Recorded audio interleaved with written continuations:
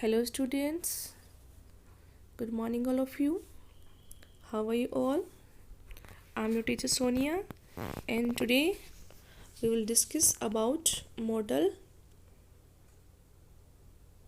used to need and dare. Let's start. Use of need. First use as main verb. Main verb की तरह need का use होता है. See an example. Do you need a pen. Need होता है ज़रूरत होना. क्या आपको एक पेन की ज़रूरत है?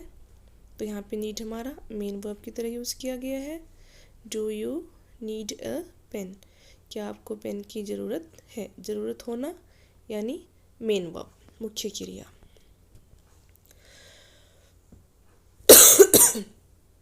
आई नीड अ पेन. मुझे पेन की ज़रूरत है. इस सेंटेंस में भी as a main verb need का यूज़ किया गया है. इन दोनों सेंटेंसेस में नीड हमारी मेन वर्ब है और डू हमारी हेल्पिंग वर्ब है और यू हमारा सब्जेक्ट है. ए पेन ऑब्जेक्ट है. Did she need a notebook. ये पास्ट टेंस है. डिड हमने हेल्पिंग वर्ब यूज़ की है. शी हमारा सब्जेक्ट है. नीड हमारी मेन वर्ब है. अ नोटबुक ऑब्जेक्ट है. यानी कि इन सेंटेंसेस में डू और did as a helping verb और need as main verb use किया गया है. She needed a notebook. यहाँ पे डिड के साथ नीड वर्ब की फर्स्ट फॉर्म का यूज़ होता है इंटरोगेटिव सेंटेंस में. और फिर अगर हम इसको अफर्मेटिव में चेंज करेंगे तो डिड और नीडेड में कन्वर्ट हो जाएगा. यानी वर्ब की सेकंड फॉर्म का यूज़ होगा. डिड को हम हटा देंगे. नेगेटिव में डिड नहीं हटेगा. She did not need a notebook. अब यहाँ पर डिड का यूज़ हुआ है इसलिए नीड की फर्स्ट फॉर्म का यूज़ होगा, क्योंकि डिड के साथ हमेशा वर्ब की फर्स्ट फॉर्म का यूज़ होता है. Next use of need as main verb. पहले भी हमने मेन वर्ब की तरह यूज़ किया है. दूसरा क्या है, जब नीड के साथ टू हो और उसके बाद वर्ब हो तो भी हम उसका as a main verb use करते हैं. Does he need to write. यहाँ पे वर्ब के से पहले टू लगा हुआ है. Does he need to write. यानी जब भी कभी नीड के बाद टू आ जाए और टू के बाद वर्ब आ जाए तो वहाँ पर नीड का as a main verb use होता है. डज हमारी हेल्पिंग वर्ब है. He needs to write. Sorry, उसे लिखने की ज़रूरत है. नीड्स हमारी मेन वर्ब और to write write verb. To का यूज़ हुआ है तो नीड हमारी मेन वर्ब है. He does not need to write. Negative sentence है. डज नॉट हेल्पिंग वर्ब है. नीड टू मेन वर्ब है. राइट हमारी वर्ब है. वर्ब से पहले टू आया है तो नीड हमारा क्या हो जाएगा, as a main verb use हो जाएगा. Did you need to go there. Interrogative sentence. Did helping verb. You subject. Need main verb. To के बाद वर्ब का यूज़ हुआ है so need is main verb. I needed to go there. Did को हटा देंगे. नीड कन्वर्ट हो जाएगा नीडिड में, क्योंकि अफर्मेटिव सेंटेंस है और अफर्मेटिव सेंटेंस में डिड हट जाता है और वर्ब की फर्स्ट फॉर्म वर्ब की सेकंड फॉर्म में कन्वर्ट हो जाती है. Use of need as a modal verb. As a modal भी हम इनको यूज़ करते हैं, क्योंकि जो मॉडल्स होते हैं वो अपने आप में हेल्पिंग वर्ब होते हैं, ऑक्सिलरी वर्ब्स होते हैं लेकिन इनके दूसरे यूजेस भी बहुत सारे होते हैं. एज ए मॉडल वर्ब देखिए, इंटरोगेटिव और नेगेटिव सेंटेंस में ही एज ए मॉडल यूज़ होता है. अफर्मेटिव सेंटेंसेस में नीड का use as a modal verb नहीं होता. Let's see. Need I start a new business.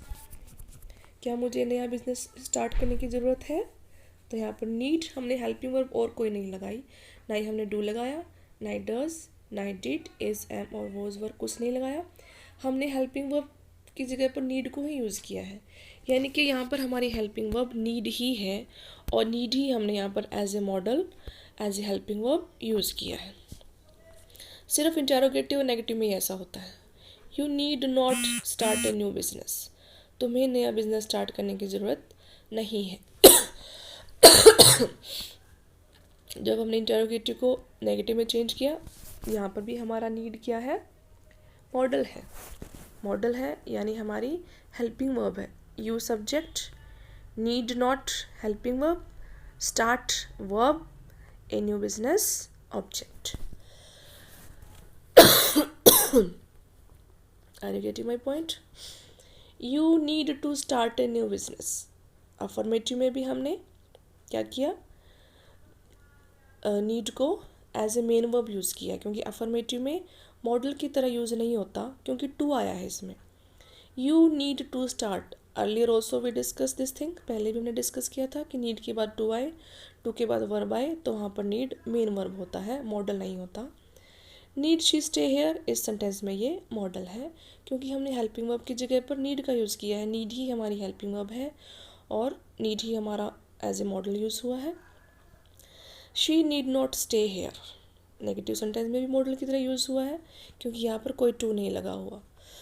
केवल अफर्मेटिव में जब नीड के बाद टू और टू के बाद वर्ब आती है, वहीं पर हमारा modal as main verb use होता है। इंटरोगेटिव और नेगेटिव में यहाँ पर एज ए मॉडल इसको यूज़ करके शो किया गया है। Is it clear? Next, use of dare. Same need की तरह होता है, डेयर होता है साहस करना। एज ए मेन वर्ब इसको यूज़ करें तो इसका मतलब होता है साहस। डेयर प्लस उसके बाद टू आ जाए, फिर उसके बाद वर्ब आ जाए तो वहाँ पर हम डेयर को as a main verb use करते हैं। डेयर के बाद टू, टू के बाद verb. Let's see example. Do you dare to touch him? यहाँ पर हमने डेयर को मॉडल की तरह यूज़ नहीं किया, हेल्पिंग वर्ब की तरह यूज़ नहीं किया। हमारी हेल्पिंग वर्ब तो इसमें डू है, डेयर हमारी मेन वर्ब है, यू हमारा सब्जेक्ट है। डेयर के बाद टू यूज़ हुआ है, टू के बाद वर्ब की फर्स्ट फॉर्म टच और हिम ऑब्जेक्ट। तो यहाँ पर dare as a main verb, not as a modal, modal की तरह नहीं। I dare to beat him, same वैसे ही dare plus to plus verb, तो dare as a main verb. Beat verb first, him object, I subject. I dare to touch to touch him,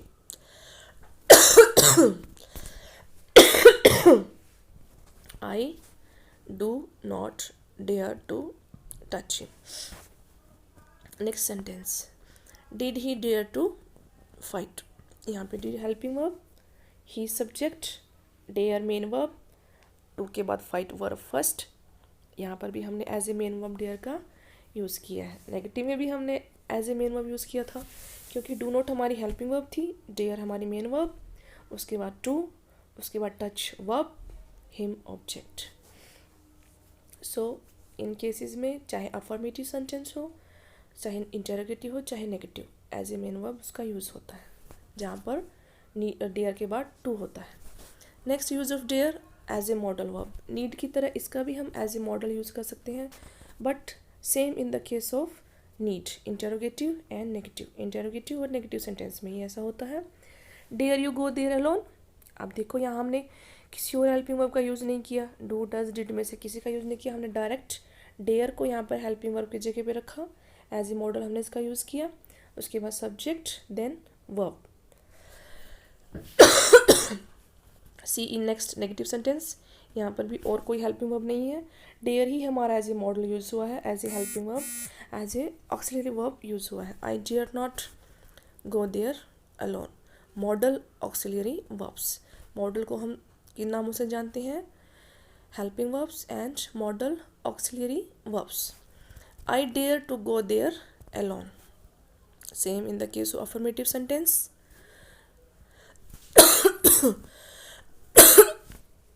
पर यहाँ पे to go आया है ना, आई dare to गो, तो यहाँ पर as a main verb use हुआ है।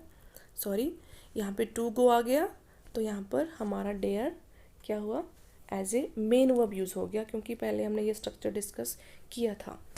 Dare she speak the truth, यहाँ पर हमने डेयर को एज ए मॉडल यूज़ किया है क्योंकि और कोई हेल्पिंग वर्ब यूज़ नहीं की है। She dare not speak the truth, negative में भी हमने इसको एज ए मॉडल यूज़ किया है. Next use of use to. Use to का मीनिंग होता है आदी होना, किसी भी चीज़ की आदत होना. एज ए मेन वर्ब इसका यूज़ करेंगे for showing past habit. Past की हैबिट को शो करने के लिए सॉरी यूज टू का यूज़ होगा. यूज टू की जगह पर हमने पहले भी डिस्कस किया था कि हम पास्ट की हैबिट को शो करने के लिए वुड का भी यूज़ करते हैं, और अगर वुड ना हो उसमें ऑप्शन में तो use to.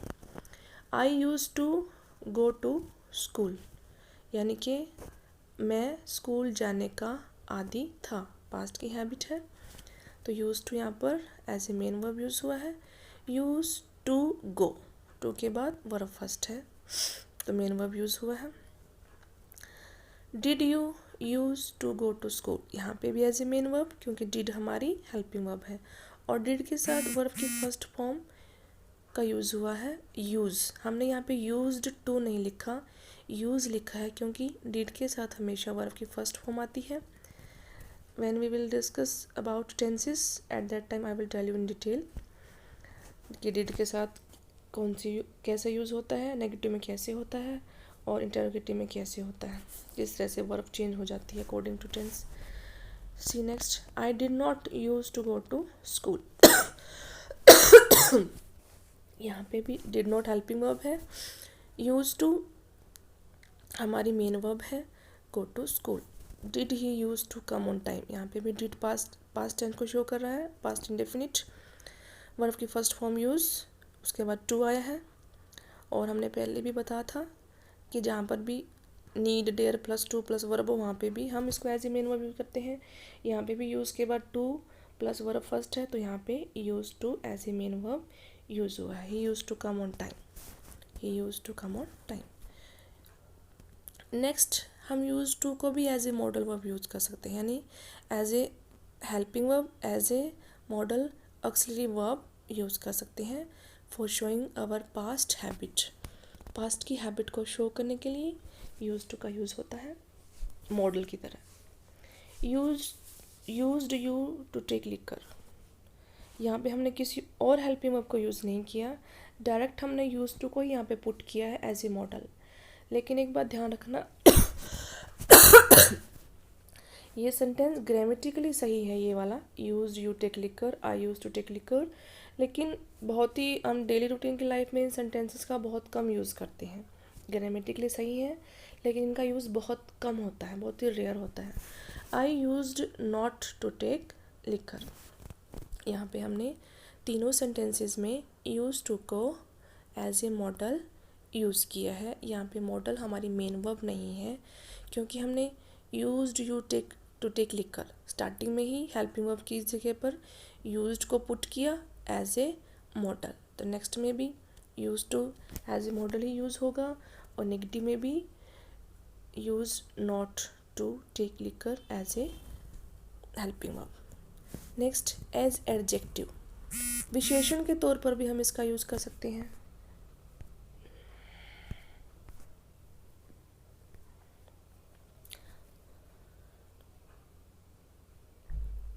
As adjective,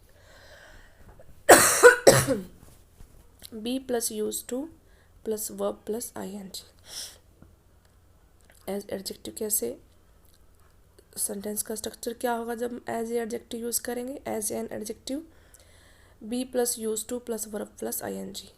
I am use to getting up early, be की कुछ फॉर्म होती है पास्ट की और प्रेजेंट की, इज एम आर प्रेजेंट की, वॉज वर पास्ट की. I am use to getting up early, तो यहाँ पे बी की फॉर्म का यूज़ हुआ है एम, उसके बाद यूज टू, फिर verb getting up early, verb के साथ ING यूज़ होगा as it is shown in sentence structure. I am used to getting up early, मैं सुबह जल्दी उठने का आदी हूँ. यानी यहाँ पे use to as an adjective use हुआ है. जल्दी उठना उसकी एक विशेषता है. आई यानी मैं, मेरी क्या विशेषता है, जल्दी उठना. यूज टू आदी होना. ये यूज टू यहाँ पे मेरी विशेषता को दिखा रहा है, एज एन एडजेक्टिव इसका यूज़ किया गया है. Are you use to getting up early, क्या तुम सुबह जल्दी उठने के आदी हो। आदी होना एक तरह से एडजेक्टिव भी है, विशेषण भी है। आदी होना किसी की विशेषता भी बताता है, किसी को क्वालिफाई भी करता है। I am not use to getting up early, मैं सुबह जल्दी उठने का आदी नहीं हूँ। Were you use to walking, यहाँ पे वर बी की पास्ट फॉर्म है, was were you use to walking, क्या तुम वॉकिंग करने के आदी थे। यहाँ पे भी use to as an adjective use किया गया है। I was use to walking, मैं वॉकिंग करने का आदी था। सॉरी, मैं वॉकिंग करने का आदी था। It was all about our use of need, dare and use to. Thank you, have a nice day.